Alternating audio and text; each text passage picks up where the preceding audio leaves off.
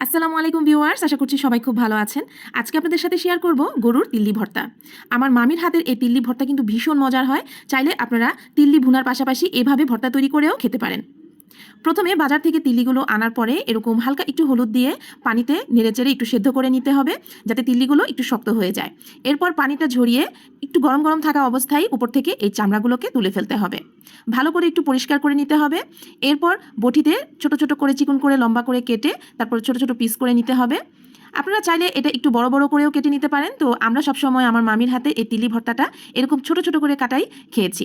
তো এরকম করেই মামি সব কিছু কেটে নিচ্ছিল। আসলে ছোট থেকেই মামির এই তিল্লি ভর্তাটা আমি খেয়ে আসছি, আমার কাছে সবসময় খুবই ভালো লাগে। তো সবগুলো তিল্লি এভাবে কাটা হয়ে গেল। এখন রান্নার প্রসেসে চলে যাচ্ছি। কড়াইতে বেশি করে সয়াবিন তেল দিয়ে দেওয়া হলো। এরপরে দিয়ে দেওয়া হলো এখানে পেঁয়াজ। আর পেঁয়াজ এখানে বেশ কিছুই দিতে হবে, একটু বেশি করেই দিতে হবে আর মোটা করে কেটে দিতে হবে।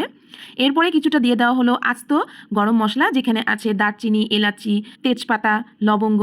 তো সবগুলো দিয়ে ভালো করে আবার একটু ভেজে নেওয়া হচ্ছে, যাতে গরম মশলা থেকে খুব সুন্দর একটা ফ্লেভার আসে। যে পর্যায়ে পেঁয়াজটা একটু ভাজা হয়ে আসবে সেই পর্যায়ে এখানে অ্যাড করে দেওয়া হচ্ছে আদা রসুন বাটা। এখানে প্রায় 3 টেবিল চামচ পরিমাণ আদা রসুন বাটা আছে, সেটা ভালো করে একটু ভেজে নিতে হবে। মশলাটা ভাজা হয়ে গেলে এখানে অ্যাড করে দেওয়া হচ্ছে মরিচের গুঁড়া। এখানে প্রায় 2 চা চামচ পরিমাণ মরিচের গুঁড়া আছে।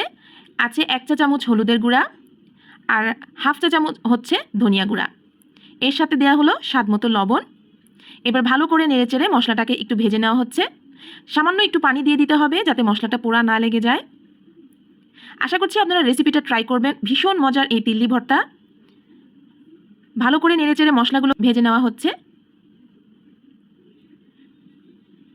মশলাটা প্রায় কষানো হয়ে গেলে যে তিল্লিগুলো ছোট ছোট করে পিস করে নেওয়া হয়েছিল, সেটা আবারও পানিতে 2-3 বার করে ধুয়ে পানিটা ঝরিয়ে নেওয়া হয়েছে। এবার দিয়ে দেওয়া হচ্ছে কষিয়ে নেওয়া মশলার মধ্যে।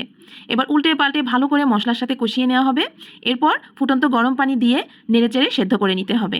আমরা কলিজা যেভাবে রান্না করি সেম ওই প্রসেসেই তিল্লিগুলোকে রান্না করে নিতে হবে। একটু পরপর ঢাকনা তুলে রান্না করে নিতে হবে। তো দেখতে পাচ্ছেন অনেকটাই কিন্তু পানি শুকিয়ে গেছে। তো এভাবে একটু পরপর নেড়েচেড়ে তিল্লিগুলোকে একদমই ভাজা ভাজা করে নিতে হবে। এখানে আরও বেশ কিছুটা মোটা করে কাটা পেঁয়াজ দিয়ে দেওয়া হলো।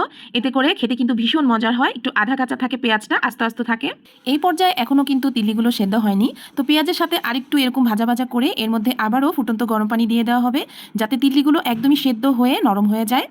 তো আপনারা যখন রান্না করবেন আপনারাও সেম এভাবে ভালো করে বেশি করে রান্না করে সেদ্ধ করে নেবেন। এতে করে খেতে কিন্তু খুবই ভালো লাগবে। তো এই পর্যায়ে দেখতে পাচ্ছেন ঝোলটা অনেকটা ঘন হয়ে এসছে। আর এখন কিন্তু একদমই লাস্ট পর্যায়ে এই পর্যায়ে দিয়ে দেওয়া হলো 1 চা চামচ পরিমাণ গরম মশলার গুঁড়া এবং 1 চা চামচ তেলে নেওয়া জিরার গুঁড়া।